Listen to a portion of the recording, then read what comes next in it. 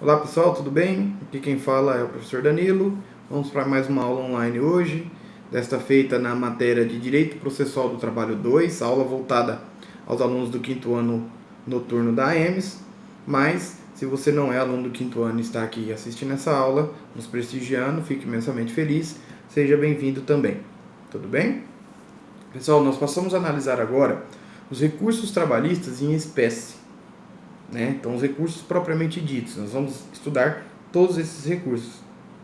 E qual é o primeiro recurso que a gente passa a analisar agora? O primeiro recurso que a gente começa a analisar são os embargos de declaração. É um pouco parecido com o do processo civil? Sim, é um pouco parecido com o do processo civil. Tá? Então, a gente começa a analisar embargos de declaração. Primeiramente, os embargos de declaração é o recurso cabível para o próprio juiz que proferiu a sentença ou acórdão. Ou seja, para quem eu vou endereçar estes embargos de declaração? Para aquele juiz que emitiu a sentença ou para o desembargador que emitiu o acórdão, né? Fato é, a partir do momento que eu interponho um embargo de declaração, o endereçamento dele é para quem? Para quem deu a sentença. Por quê? Porque quem deu a sentença é que vai resolver os pontos que os embargos de declaração são admissíveis, né? Bom, onde que está na CLT? Os embargos de declaração, eles estão descritos lá no artigo 897-A da CLT, tá? O que é interessante a gente mostrar é o seguinte: a maioria dos recursos trabalhistas possuem um prazo de 8 dias. No entanto, o embargo de declaração, é importante a gente mencionar que o prazo para a interposição de recurso, o prazo para a interposição dos embargos de declaração é de apenas 5 dias. 5 dias, tá? Não é de 8, hein? Pelo amor de Deus, não vai esquecer isso daí. Ó, o prazo do recurso, né, dos embargos de declaração é de 5 dias. E onde está a previsão legal dele dentro da Justiça do Trabalho, Danilo? Dentro do Direito Processual do Trabalho. A previsão legal dele está lá no artigo 897-A da CLT. Tá? E o artigo 897-A, ele aponta 5 possibilidades de interposição do recurso dos embargos de declaração. A primeira possibilidade se diz respeito quanto à omissão, ou seja, são cabíveis os embargos de declaração quando o julgado deixa de apreciar uma questão suscitada pelas partes. Então eu tenho lá 10 pedidos. O juiz, na hora de dar a sentença, ele sentencia, ele julga apenas 9. Aquele pedido que faltou, eu vou fazer o quê? Entrar com embargo de declaração. Falar, olha, doutor, o senhor não julgou tal parte. Para quê? Para ele se pronunciar, para ele dar procedente ou improcedente, parcialmente procedente, aliás, né? Então, os embargos de declaração, a primeira hipótese de cabimento dele é para sanar uma omissão, quando o julgador deixa de analisar um pedido quando o julgador deixa de analisar um pedido que foi requerido pelas partes, seja pelo reclamante, seja pelo reclamado. Tudo bem? Tranquilo? A segunda possibilidade é a questão da contradição, que diz que é quando a sentença possui proposições inconciliáveis entre si. Ou seja, eu tenho dentro da mesma sentença duas possibilidades que são opostas. Então, automaticamente, se são opostas, ou cabe uma ou cabe a outra. Né? Então, os embargos de declaração servem para sanar esta possibilidade de contradição. Ou seja, ele fundamentou de uma forma e julgou de outra. Né? Não está ligando a fundamentação ao julgamento. Então, esta contradição ela pode ser sanada por meio dos embargos de declaração. Tudo bem? A terceira possibilidade dos embargos de declaração diz respeito à obscuridade, que é quando a sentença é ininteligível, não propiciando a parte correta interpretação do que foi decidido. Ou seja, o juiz escreve e eu não entendo o que ele escreveu. Não sei se ele está falando bem, se ele está falando mal, se ele está fundamentando a meu favor ou se ele está fundamentando em desfavor dos meus pedidos. Então, Os embargos de declaração servem justamente para sanar esta obscuridade. Tranquilo? Bom, existe uma terceira possibilidade, descrita lá no artigo 897-A, parágrafo 1º da CLT, que fala sobre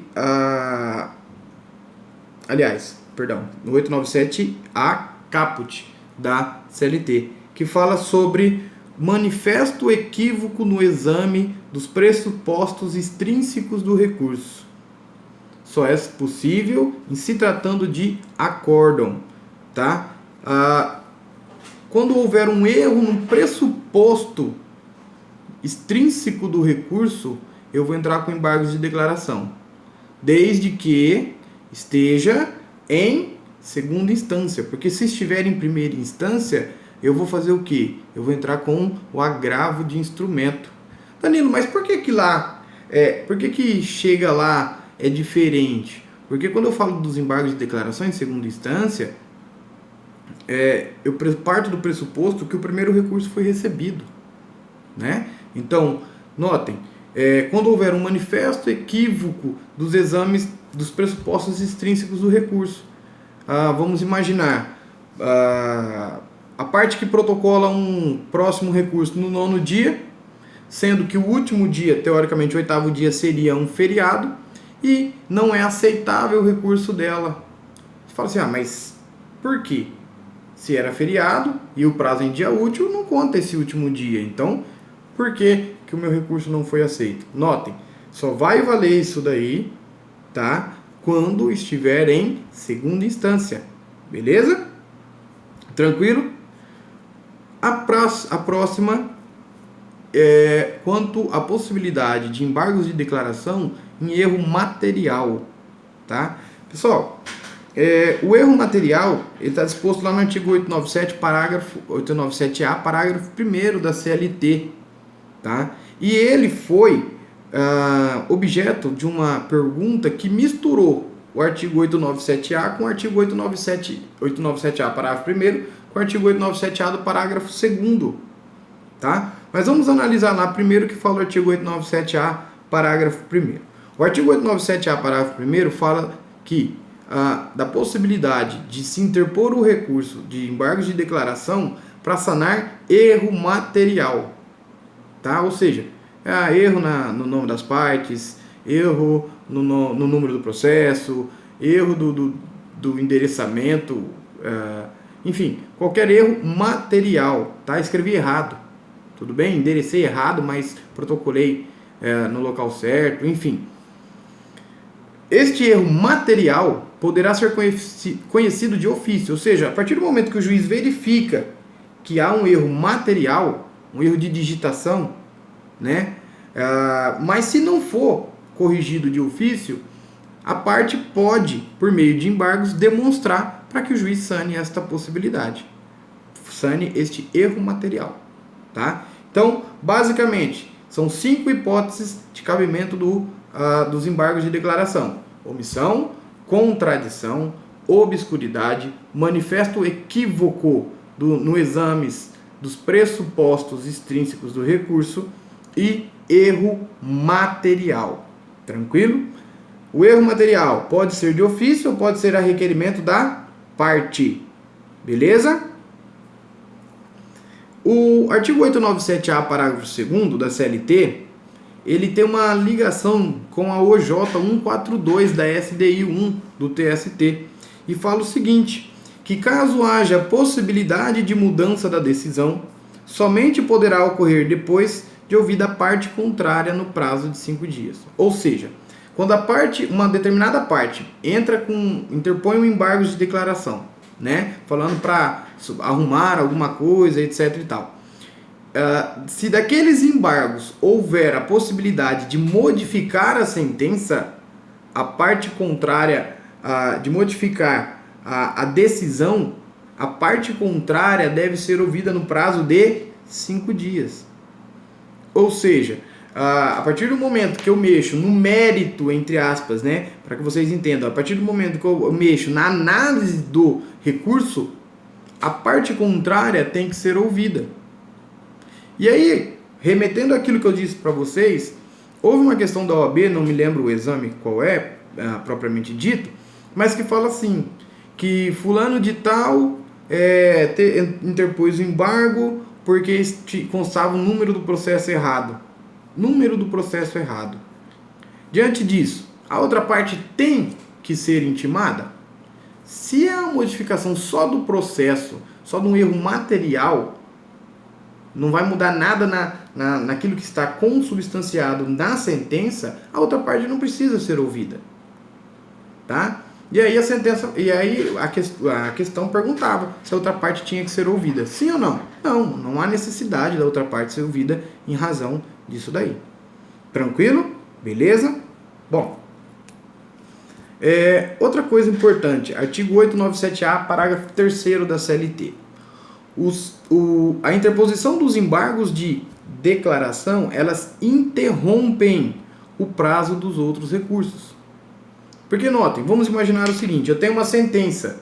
O próximo recurso, depois de uma sentença de primeiro grau, é o recurso ordinário.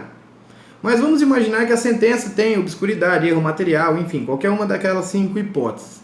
Eu, ao invés de interpor o recurso ordinário, eu devo primeiro interpor os embargos de declaração. E a partir do momento que eu interpus o embargo de declaração, aquele prazo para apresentação do recurso ordinário, ele é interrompido. Isto quer dizer que depois que eu tiver o julgamento dos embargos de declaração, depois que o juiz der a solução dos embargos de declaração, o prazo para o próximo recurso vai começar do zero de novo. Interrupção, letra I, eu tenho prazo por inteiro, letra I, tá? Para ficar fácil da gente decorar. Então, se eu tenho a interrupção do prazo, eu tenho depois a devolução do prazo por inteiro. Tranquilo? E justamente por ter a possibilidade de interposição de interromper o prazo dos próximos recursos, pode acontecer de a parte recorrente que perdeu a ação, vamos imaginar uma empresa que tenha perdido a ação, visando ganhar tempo, visando procrastinar o feito, ela apresenta o embargo de declaração sem fundamentação nenhuma. Qual é a consequência para isso? Pessoal, para isso, existe agora, com a reforma trabalhista, foi trazido para dentro da CLT o que a gente chama de litigância de má-fé. Né? A litigância de má-fé era aplicada subsidiariamente àquela advinda lá do Código de Processo Civil. Agora, com a reforma trabalhista, houve a possibilidade do dano processual. Né? Então, aquele que interpor recursos, o artigo 793B, inciso 7º da CLT menciona: considera-se litigante de má-fé aquele que interpuser recurso com intuito manifestamente protelatório. Ou seja, se o julgador entender que você só interpôs aquele recurso para ganhar tempo, ele pode considerá-lo litigante de má-fé e aplicar as combinações legais cabíveis. Beleza? Pessoal, por hoje é só. O material de apoio de vocês consta aí um exemplo de embargos de declaração. Eu vou pedir encarecidamente para que vocês leiam este exemplo. Quando nós voltarmos da aula, nós conversaremos a respeito disso daí. Tudo bem? Então, por hoje é só. Muito obrigado. Fiquem com Deus. Se guardem. Não é uma gripezinha, tá? E em breve nós nos veremos. Forte abraço.